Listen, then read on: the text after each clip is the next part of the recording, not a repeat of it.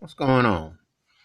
So this one is going to be about 5 years after Donald Sterling was ushered out of the NBA for his racist tapes, which some will feel were illegal, but he did touch on a lot of subjects.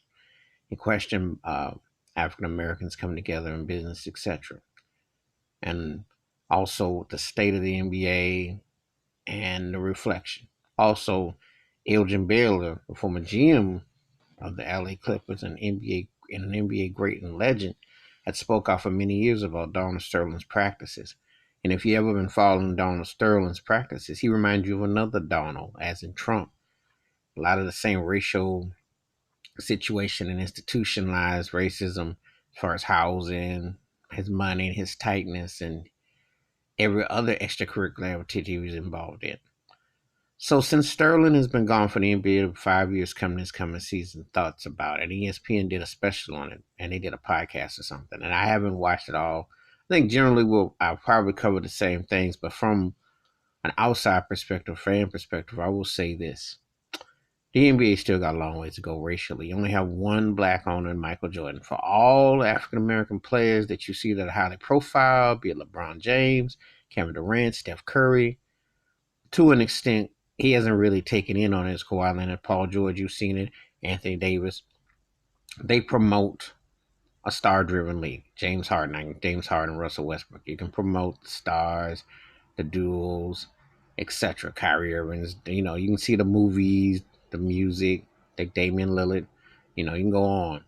Lonzo Ball. You can go on. You can see the up and coming in between Zion Williamson coming along. You hear the hype. I can pretty much name you somebody from almost every team that's representative as far as an African American player that's big time or some status.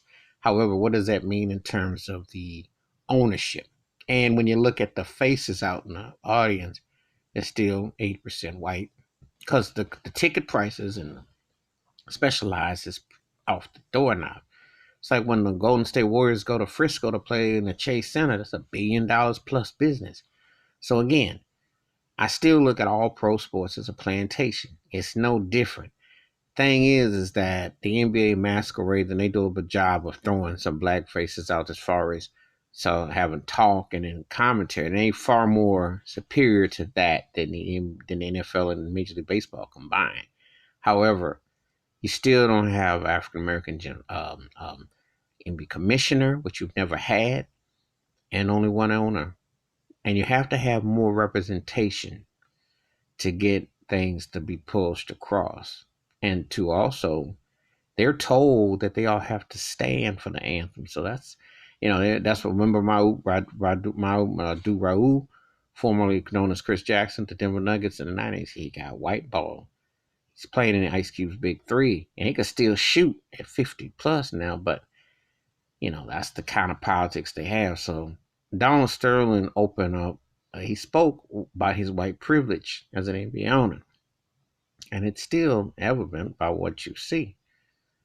Mark Cuban pops off. These guys say what they say, and you see how it goes down. And there is still a fraternity and still a clique. You know, yes, some have gotten through. Lenny Wilkins had a great career as a head coach, winning his head coach ever, but he isn't as celebrated and touted. And he did win a ring. He been a couple finals head coach and was considered one of the greatest players ever. And he doesn't get ballyhooed as some others. So I always say that you're watching the past to see the present, to see the future. And it's very telling how this all played out. But Donald Sterling did run a multi-billion. He was bought off over $2 billion, and he was running that situation as an NBA owner for almost 30 years. So a lot of great players been run up and down the court on his dime and money. So I'm not sold that there isn't other owners who think like him. They're not gonna come out openly and say it, but it was a very much lesson in time with the whole Donald Sterling saga and state of race with the NBA. And I don't think that it's all clear. I just think that they're more technically savvy not to let that Grecian formula mess their head or like Sterling did and be so blunt about it. But he brought some valid points about how black entertainers and athletes, etc., don't bond their money together, don't take care of each other, and watch out for the community. He hit some strong points, and that's something that you definitely see the gap and the distance as far as looking back and taking care of things. So anyway, that's my thoughts and takes about the Donald Sterling State of Race NBA. 5 years since um, the NBA got him up out of there. Give me your thoughts and your take on the state of the NBA racially, the Donald Sterling saga, and what you see. What would you like to see, and the progresses, and as far as more black ownerships, etc. Give me thoughts and takes. Hit the like, hit the subscribe, when the bell rings. It's a new video. You have a good day. Peace.